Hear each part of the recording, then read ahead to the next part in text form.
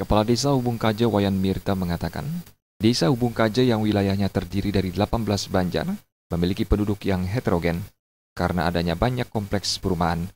Dalam melaksanakan catur berata penyepian, pihaknya telah berkoordinasi dengan Desa Pakraman Poh Gading melalui pecalang desa dan pecalang banjar agar pelaksanaan catur berata penyepian berjalan dengan tertib. Sementara untuk umat non-Hindu biasanya ikut menyesuaikan karena toleransi antar umat beragama selama ini telah berjalan dengan baik. Sejauh ini mungkin kondisi masyarakat kami, kita sudah mulai nilai dari tahun ke tahun cukup ada peningkatan.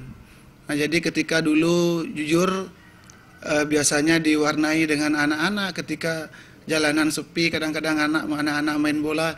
Kalau sekarang tidak ada, karena tegas dari Desa Adat dan Desa Dinas, mari kita hormati hari raya besar kita Nyepi ini. Kalau kita tidak, kita siapa lagi? Itu sebagai contoh dengan umat-umat lain yang juga menghargai hari raya Nyepi kita itu dengan tidak atau menggelar catur berata penyepian itu. Wayan Mirta menambahkan dari tahun ke tahun kesadaran umat dalam melaksanakan catur berata penyepian juga sudah mulai meningkat. Adi Setiawan, Bali TV.